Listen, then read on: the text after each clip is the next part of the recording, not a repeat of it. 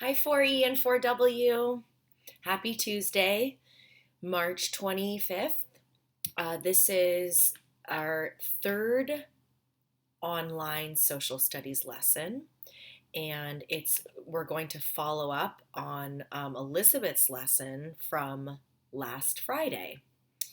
Like Elizabeth said in her video, we're going to be taking turns um, videotaping the social studies lessons, and they will apply to both 4E and 4W. Okay, so a lot of you, Elizabeth and I both noticed that you did not do your monologue planning sheet that we assigned last Friday. And maybe that's because you still have not conducted your interview yet because we gave you a week extension. The immigration interview notes that we sent out before we started online learning, the sheet that you needed to fill out after you listened to your interview, we gave you a week extension on that. So technically, the very last day these are due is tomorrow, okay? Wednesday, the 25th. I'm sorry, actually today's the 24th. I might have said the wrong date at the beginning. But anyway, so if you have not conducted your interview via phone or Skype with the person that you are going to interview, you need to do that today. And then you listen to the recording and you take notes by hand. If you have done this already and you did the monologue planning sheet that we assigned last Friday, and like we said, about half of each fourth grade class has not done that yet. So please make sure you go back to Friday's lesson that Elizabeth posted about. And you need to take notes and brainstorm. You need to plan your monologue based on the person you interviewed. Okay? So, for those of you that did do that already, you finished your notes from Friday's lesson and you picked out a strong moment with a lot of feelings that you want to use for your monologue. Today, we're going to draft our monologue. Okay?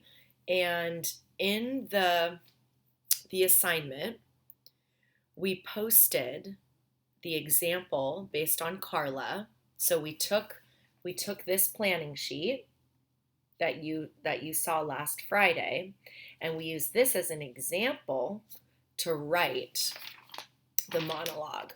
Okay? This is the handwritten one, but I typed up a version, and you can see it's about a little bit more than half a page if you put your font on size 12 and you double space it and you start typing in the document that we made for you. You should have at least half a page when it's all typed up for your first draft of your monologue. If you handwrite it, you can see mine is 2 sides double spaced, but written by hand. So when you type it, like I said, it should be about half a page, 12 font. Okay, friends. So what we're doing right now is we're going to return to our monologue planning sheet, and which is the one that you typed in. Remember, you followed these questions on the side and you just typed it into that blank document. So I want you to go back to your monologue planning sheet that you did last Friday, and you're going to think about your moment and put your whole body and mind in that person's shoes. Okay? So I'm thinking that when I review my monologue planning sheet, the really strong moment that I want to write my monologue from is when remember, I'm Carla, so I'm basically going to pretend that I'm her and I'm feeling everything she's feeling in that really powerful moment.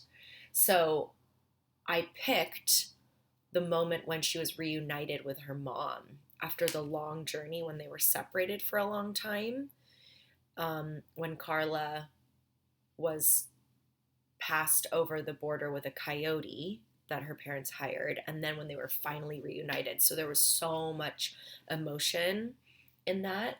So That's the moment I chose, when she's reunited with her mother and she told her that she thought she lost Jose. Because remember, she found his clothes in the bathroom and she thought that she would never see him again. So I'm picturing myself in this moment and I'm reminding myself of how I'm feeling based on my planning sheet. I feel really, really guilty and ashamed because I felt that I lost Jose and I would really upset my parents. I also felt really nervous and scared because I felt my mom would be so angry at me.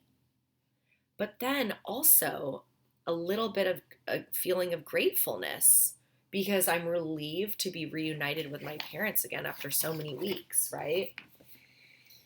The setting that I chose is in the entryway of the house in California where my parents were staying at the time, and I'm 6 years old in this monologue. And leading up to this moment, right before the time of my monologue, is I rode in the back of a truck and I had to stay really quiet, remember, and hidden from view because I was crossing the border illegally without documentation. And my personality is I'm a little quiet and shy because I'm 6 years old and I'm really nervous about going into a foreign country where I don't speak the language and I'm not from there and I just feel really foreign and different. So at the beginning of my monologue, I'm quiet and shy and I feel afraid and sad because I thought I lost Jose.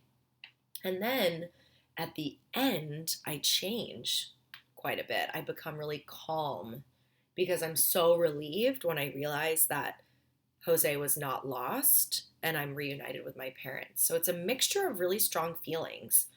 I'm going to read to you my draft, and I know you can see it on the screen once you open the document, but I just want to read it to you and try to notice, fourth grade, how I'm feeling. And are my feelings from this really powerful moment that I planned, are those coming through in the monologue or not? Okay.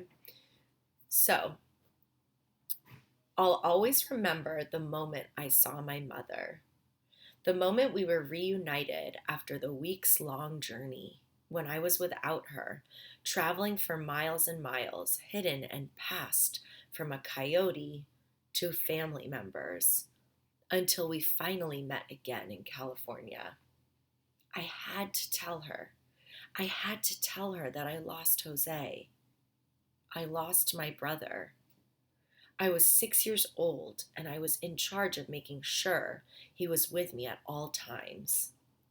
But when I woke up that morning, he was gone.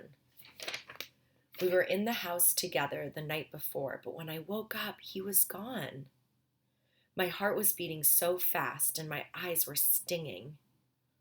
I'll always remember seeing my mother again after so many weeks of being apart and feeling my stomach churn with nerves and sadness all mixed together. How could I tell her I lost Jose?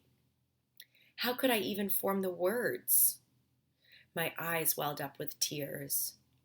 All I could get out when I hugged her tightly and buried my face in her chest was, "Mom, I lost him." She looked down at me and said, "Oh, honey, it's okay. He's here. He's safe." So you might notice, fourth grade, that